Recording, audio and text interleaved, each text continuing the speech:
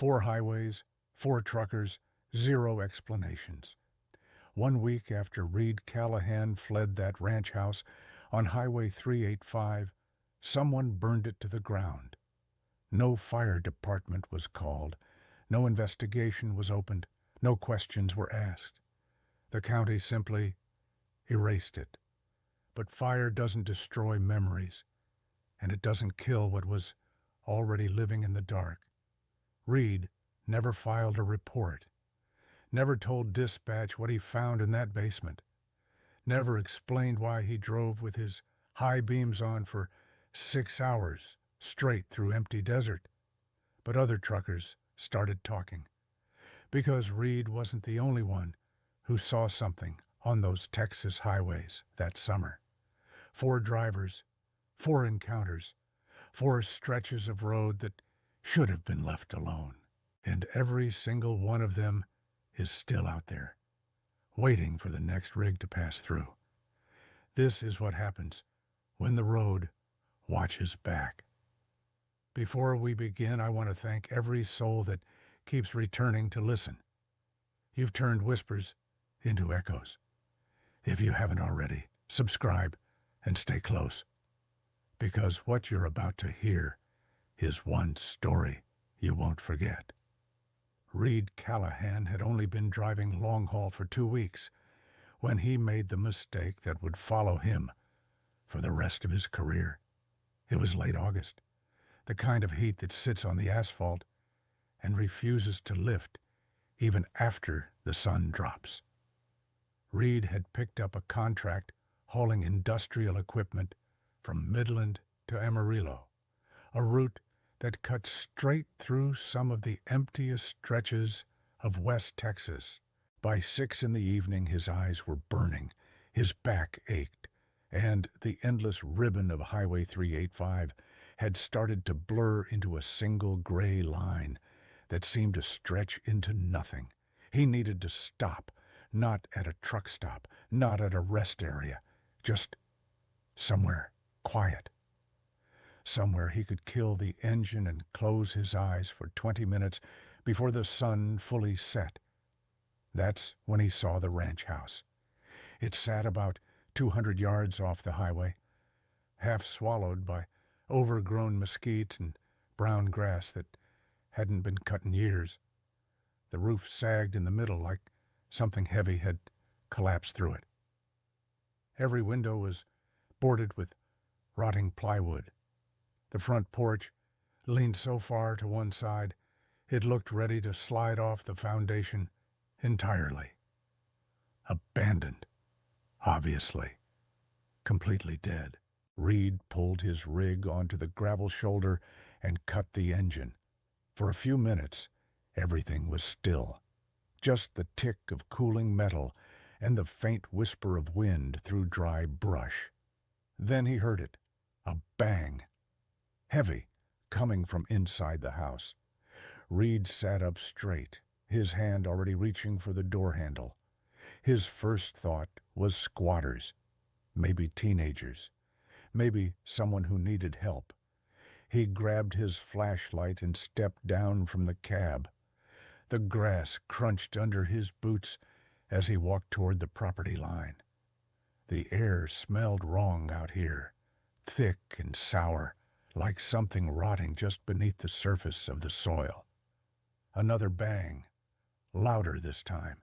Then footsteps, heavy, dragging footsteps crossing the porch, the kind of sound a man makes when he's pulling something behind him, something that scrapes.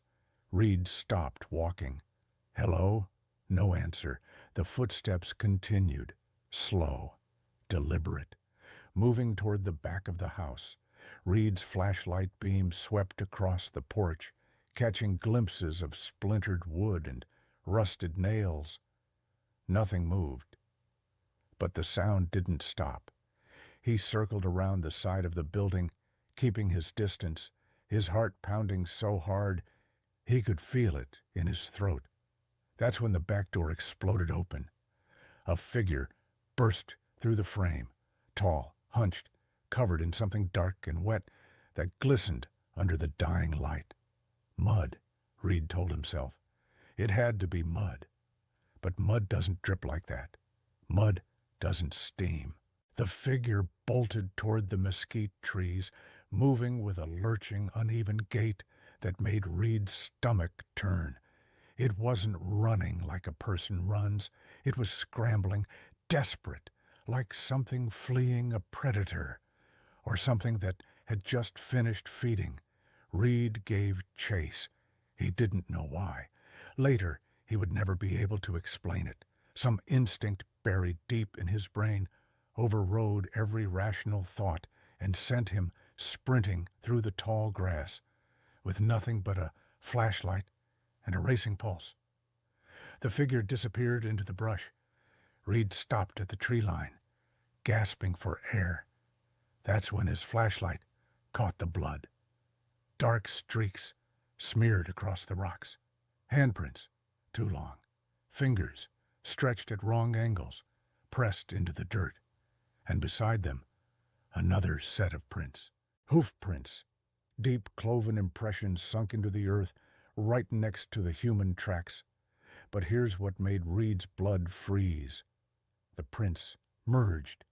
Halfway across the clearing, the human footprints and the hoof prints converged into a single trail, like two creatures becoming one.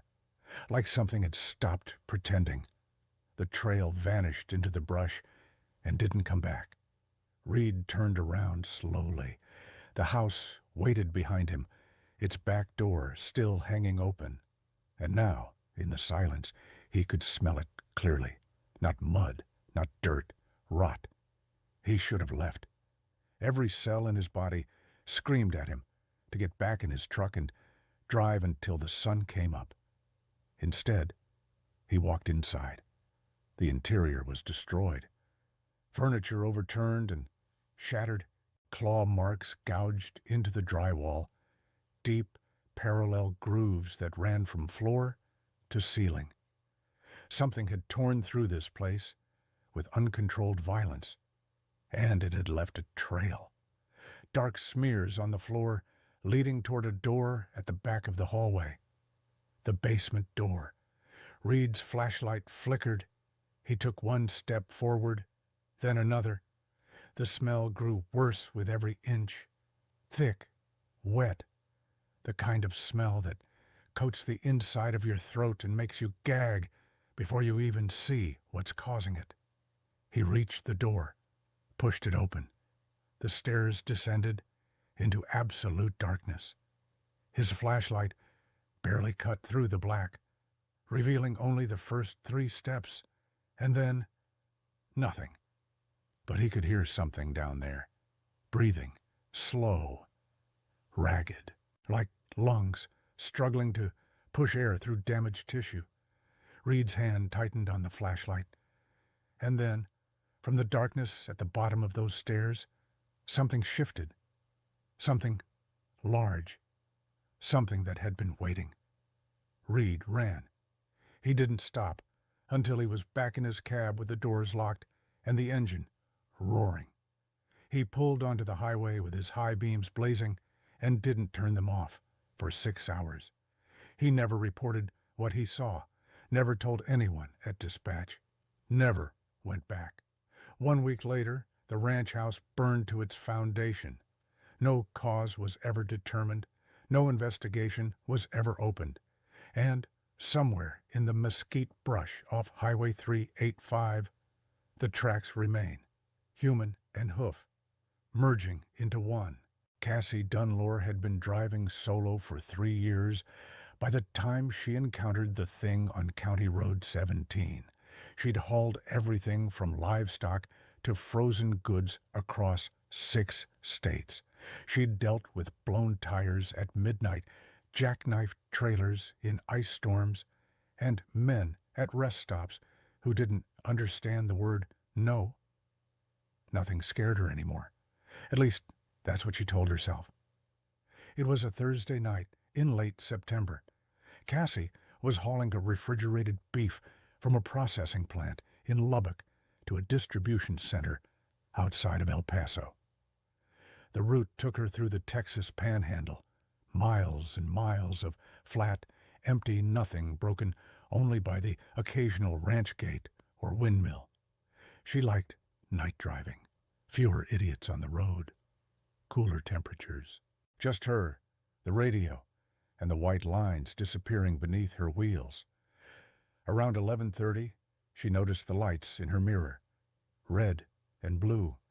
Flashing. Coming up fast behind her trailer. Cassie frowned. She hadn't been speeding. Her logs were clean. Her cargo was legal. But she pulled over anyway. That's what you do when law enforcement lights you up. You pull over, you keep your hands visible, and you cooperate. She eased her rig onto a gravel pullout and killed the engine. The cruiser stopped about 30 feet behind her, its lights still strobing against the darkness. For a long moment, nothing happened. Then a figure stepped out. He was tall, broad-shouldered, wearing what looked like a highway patrol uniform. But even from 50 feet away, something felt wrong. The badge on his chest caught the light, too shiny. Brand new. The gun belt around his waist hung loose, like it had been strapped on by someone who'd never worn one before. And his boots. His boots were pristine, not a speck of dust on them, even though he was standing in the middle of the Texas Panhandle. He walked toward her window with slow, measured steps. Cassie's hand drifted toward her phone. "Evening, ma'am." His voice was flat. No accent, no warmth. "Got a situation out here tonight. Fugitive on the run. Might be hiding in the fields." Cassie nodded, keeping her expression neutral. "What do you need from me, officer?" "Need to check your trailer. Make sure no one's stowed away in there." "You got a warrant?" The man's smile didn't reach his eyes. "Don't need one. This is a public safety matter. I'm asking for your cooperation." Cassie glanced at the cruiser behind him. No radio crackle. No dispatch chatter coming through the open windows. The car just sat there, silent, its lights spinning without sound. "Tell you what," she said slowly. "How about I call this into dispatch, just to make sure everything's on the record?" The man's smile faded. "That won't be necessary." "I think it is." For a long moment, neither of them moved. Then the man took a step closer to her door. "Just unlock the trailer latch. Keep it open for fast access. I'll be quick." Cassie's thumb was already dialing. The sheriff's department picked up on the second ring. She gave them her location, the cruiser number she'd glimpsed on the door, and a description of the officer standing 3 feet from her window. The dispatcher went quiet. Then, "Ma'am, there are no units anywhere near your location tonight. And that cruiser number, that vehicle, was totaled in a fatal collision 2 years ago. The officer driving it died on scene." Cassie's blood turned to ice. She looked up. The man was still standing there, still smiling, but something had changed in his face. The skin seemed wrong, too tight, like it was stretched over something that didn't quite fit underneath. "Everything all right, ma'am?" Cassie didn't answer.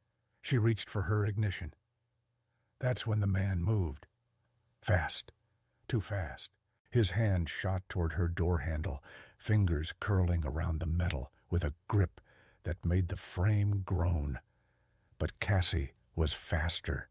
The engine roared to life. She slammed the truck into gear and punched the accelerator, ripping away from the pullout in a spray of gravel and dust. In her mirror, she saw the man standing in the road, perfectly still, watching her go. He didn't chase her. He didn't run back to the cruiser. He just watched. 20 minutes later, 2 real deputies met her at a truck stop outside of Amarillo. She was still shaking, They drove back to the pullout together. The cruiser was gone. No tire tracks. No evidence anyone had ever been there. But the deputies found something else. Boot prints. Heavy. Deep. Circling Cassie's parking spot over and over like someone had been walking around her trailer for hours. And then the prints stopped. Right in the middle of the gravel. Mid-step. Like whoever or whatever had been wearing those boots had simply lifted off the ground. Cassie quit night driving after that. She never saw the fake patrolman again, but other truckers have reported him since. A man in mismatched uniform, driving a cruiser that shouldn't exist, asking to check trailers on empty stretches of road. No one knows what he's looking for. No one wants to find out. Miguel Miggs Serrano had been driving the borderlands for 20 years. He'd seen everything the desert could throw at a man. Dust storms that swallowed the horizon, animals darting across the road at the worst possible moment, and heat mirages so convincing he'd once slammed his brakes for a lake that didn't exist. Nothing surprised him anymore, except Highway 285. The locals called it the Devil's Mile, though the stretch they were talking about ran closer to 15. It cut through some of the emptiest territory in West Texas, a ribbon of cracked asphalt that disappeared into black desert with nothing but scrub brush and silence for company. Miggs had driven it hundreds of times. He knew every pothole, every curve, every mile marker that flashed past in the darkness. But he'd never seen anything like what followed him that October night. It started around 2 in the morning. Miggs was hauling construction materials from Pecos to Carlsbad, running ahead of schedule with a full thermos of coffee and a classic rock station crackling through his speakers. The moon was hidden behind a thick layer of clouds, which meant the only light for miles came from his headlights cutting through the black. That's when the car appeared. It came out of nowhere. A beat-up black coupe blowing past his rig on the left side, going at least 90. No headlights, no taillights, no sound. Miggs blinked, thinking his eyes were playing tricks. But the car was real. He watched it tear ahead of him, a dark shape sliding across the asphalt like a shadow given form. He reached for his radio. "Dispatch, this is Miggs. Got a vehicle running dark on 285, heading north. No lights, no plates visible. Might want to call it in." Static crackled back at him. He tried again. Same result. When he looked up, the car was gone. Miggs let out a breath. Probably just some idiot kid running from something. Wouldn't be the first time. He refocused on the road ahead. 3 minutes later, his mirror caught movement. The black coupe was behind him. Right behind him, inches from his trailer door. Miggs' hands tightened on the wheel. He hadn't seen it turn around, hadn't seen it slow down. It had just appeared. He pressed the accelerator. 60, 70, 80. The car matched his speed perfectly. No engine noise, no tire roar. Just a dark shape gliding through the night like it was attached to his rig by an invisible string. Miggs' mouth went dry. He pushed harder. 85. 90. The car stayed with him. That's when he looked in the mirror. Really looked and saw the face. Pressed against the inside of the windshield. Pale. Unmoving. Eyes that didn't blink, didn't shift, just stared straight ahead, like they were fixed on something only they could see. The face didn't react when Miggs swerved, didn't react when he flashed his brake lights. It just stayed there, frozen, watching.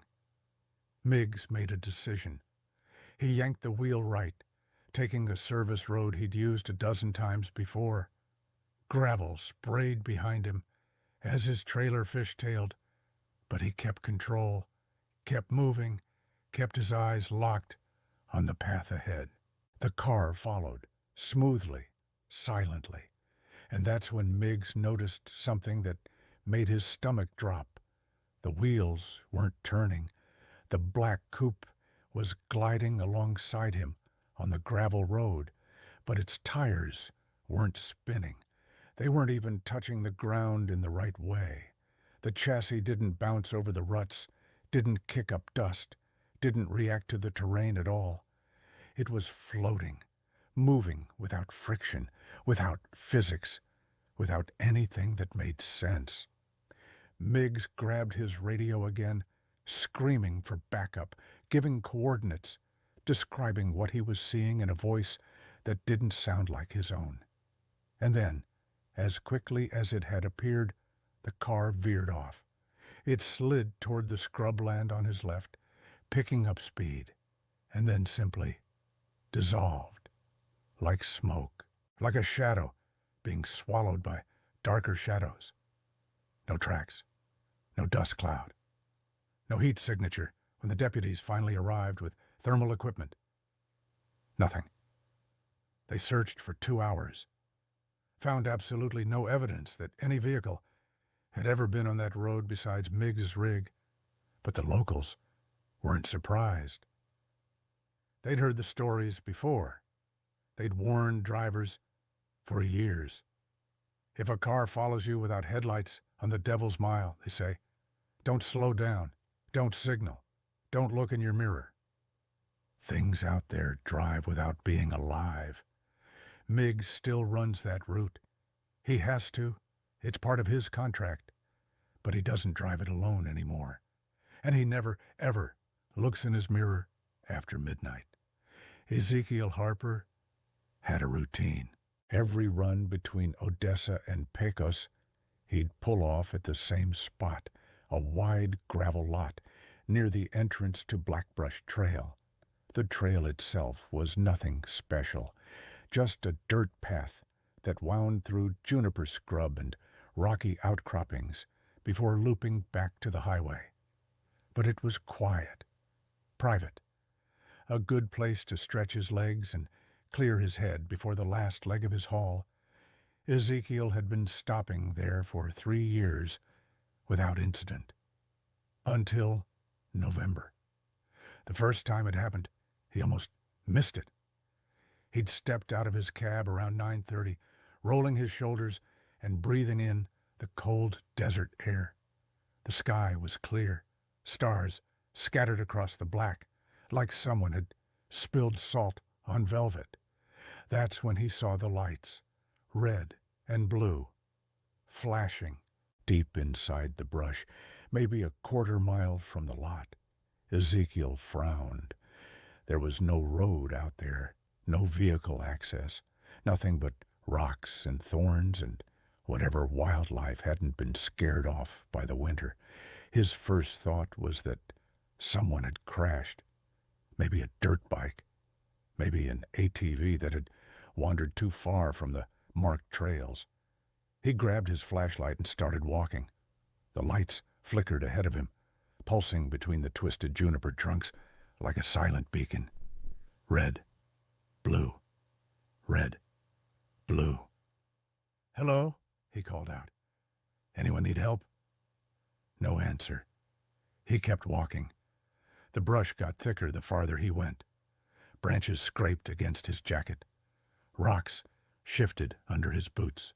The lights stayed steady, always the same distance ahead, never getting closer no matter how fast he moved. And then they went out. Just like that.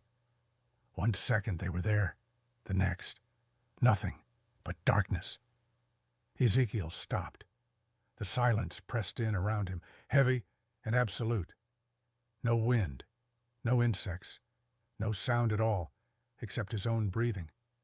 He stood there for a long moment, flashlight beam cutting through the black, waiting for something to move.